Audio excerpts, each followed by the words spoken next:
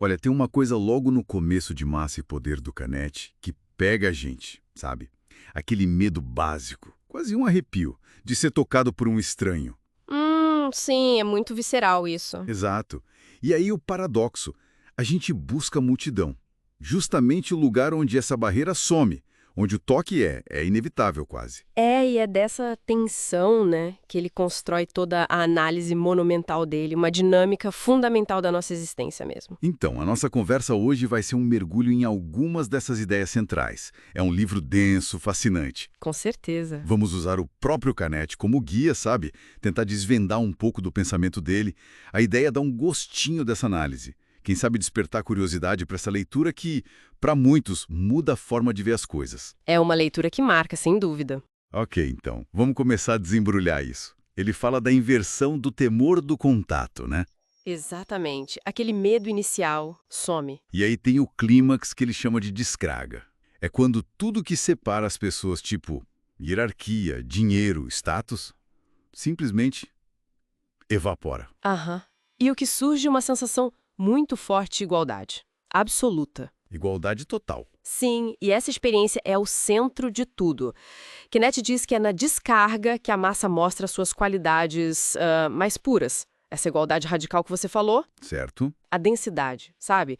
Estar colado um ao outro, uma direção comum e, principalmente, uma vontade enorme de crescer. Sempre crescer. Sempre. Como ele mesmo escreve, né? A massa aberta existe tão somente enquanto cresce. E para quem tá ali dentro, olha, é um alívio imenso. Uma libertação, né? Uma libertação daquelas cargas de distância que a sociedade impõe no dia a dia. Nossa, libertação intensa. O que me lembra é que ele classifica as massas, né? Pelo afeto que domina. Isso, tem vários tipos. De fuga, de festa. E tem uma que é bem impactante. A massa de acossamento. Ah, sim. Essa é terrível. O objetivo é um só: matar alguém. Rápido, letal. A concentração é total ali. É.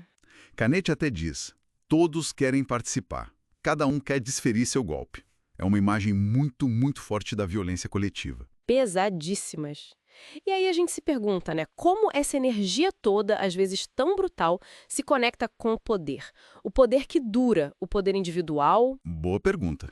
É aí que entra uma figura, assim, central e bem perturbadora para entender o poder segundo Canetti, o sobrevivente. O sobrevivente.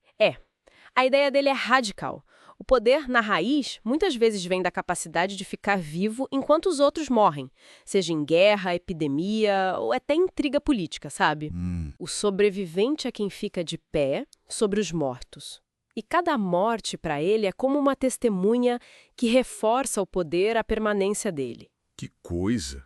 E isso tem até uma expressão física no pensamento dele, não tem? Ele fala de incorporação. Tem sim a incorporação como um ato de poder bem básico.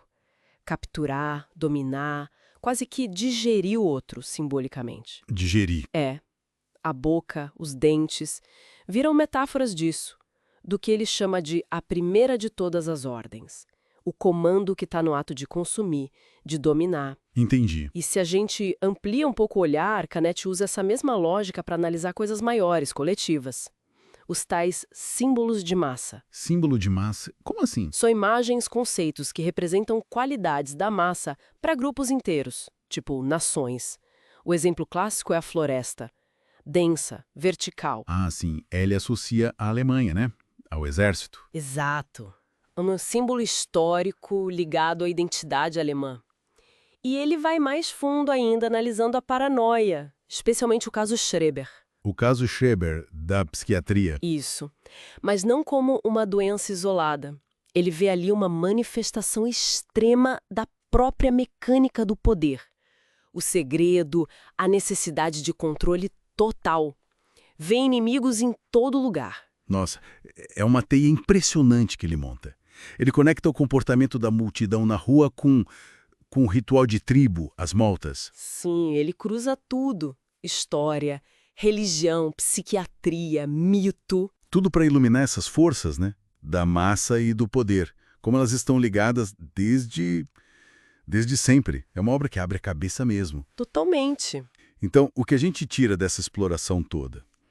Acho que Massa e Poder dá um olhar diferente, às vezes até meio desconfortável, sobre por que a gente age como age em grupo. Concordo. Mostra como a massa pode libertar e oprimir ao mesmo tempo, e expõe as engrenagens do poder, do mais primitivo ao mais complexo, aquele que a gente internaliza. É um livro que desafia a gente a repensar o mundo social. E o mais incrível para mim é como essa análise, lá de meados do século XX, parece que está falando do nosso agora, né? Totalmente atual. As dinâmicas de formar massa, a obsessão pela sobrevivência, seja física, política ou simbólica, os mecanismos de comando, a paranoia no poder, tudo isso ecoa muito hoje. Demais. Fica aquela provocação, né? Como será que essas forças tão antigas da massa e do poder se manifestam hoje e como elas se reconfiguram, talvez, nessa nossa era de rede social, de mobilização digital, dessas novas formas de influência e controle que a gente vê surgindo?